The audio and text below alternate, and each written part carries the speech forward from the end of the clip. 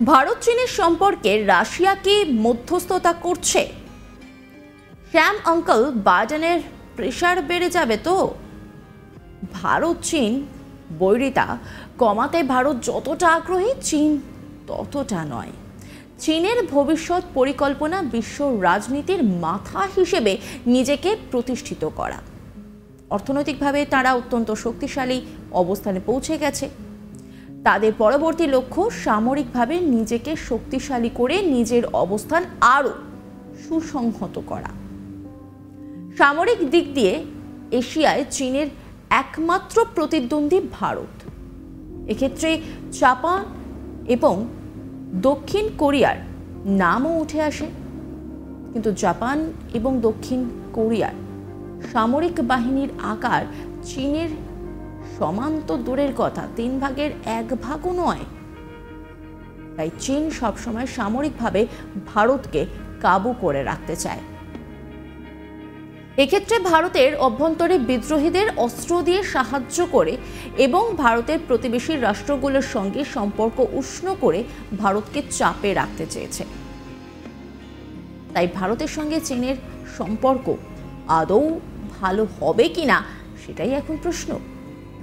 আর যদি তা করতে হয় তাহলে মধ্যস্থতা হিসেবে সবার উপরে নাম আসে রাশিয়ার।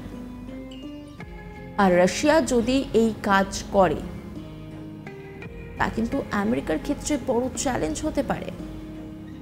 অন্যদিকে ভারতের সামরিক বাহিনী আকারে বড় হলেও অর্থনীতি চীনের মতো ততটা শক্তিশালী অবস্থানে এখনো পৌঁছায়নি।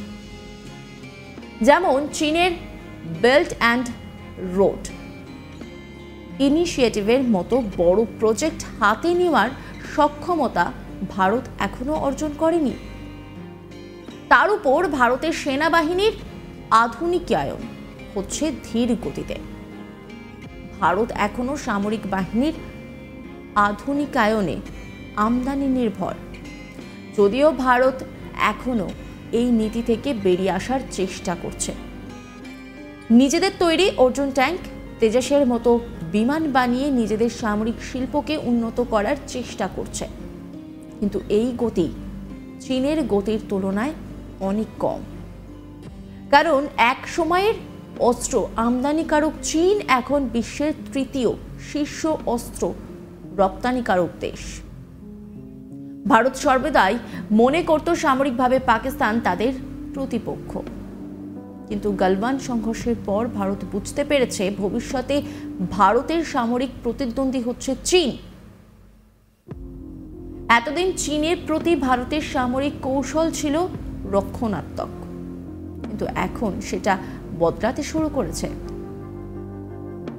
ভারত নিজের সেনাবাহিনীকে এমনভাবে গড়ে তুলেছে যেন সীমিত পরিসরের যুদ্ধে চীনকে শুধুমাত্র ঠেকানোর পাশাপাশি তাদের উপর প্রাধান্য স্থাপন করতে পারে।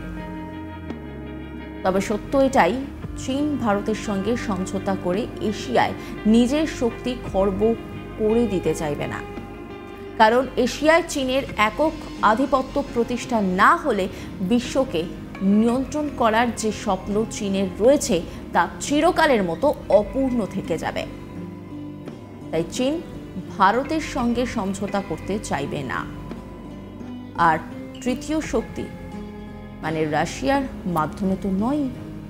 তবে কখনো যদি রাশিয়ার মধ্যস্থতায় ভারত এবং চীনের মধ্যে বৈরিতা কমে যায় এবং ভারত, চীন, রাশিয়া মিলে একটি সামরিক এবং অর্থনৈতিক জোট গঠন করে, তবে সেটা মার্কিন যুক্তরাষ্ট্রের জন্য সুফল হবে না।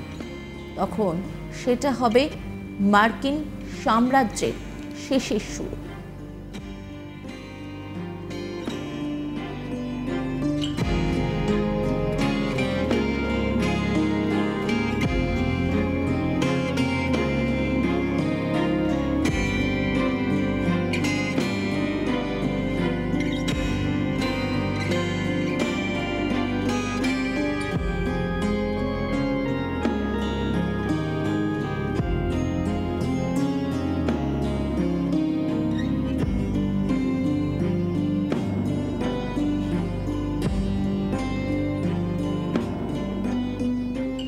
ভারত চীন বৈরিতা কমাতে ভারত যতটা আগ্রহী, চীন ততটা নয়।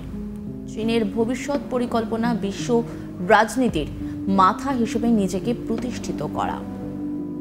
অর্থনৈতিকভাবে তারা অত্যন্ত শক্তিশালী অবস্থানে পৌঁছে গেছে। তাদের পরবর্তী লক্ষ্য সামরিকভাবে নিজেকে শক্তিশালী করে নিজের অবস্থান আরও সুসংহত করা। সামরিক দিক দিয়ে এশিয়ায় চীনের একমাত্র প্রতিদ্বন্দ্বী ভারত। অন্যান্য আপডেটের জন্য অবশ্যই নজর রাখুন আজ তাক বাংলার ইউটিউব স্ট্রিমিং এবং ইউটিউব চ্যানেলকে সাবস্ক্রাইব করুন, লাইক করুন, কমেন্ট করুন, শেয়ার করুন। পাশাপাশি হোয়াটসঅ্যাপে নজর রাখুন, কারণ সেখানেও রয়েছে আজ তাক বাংলা।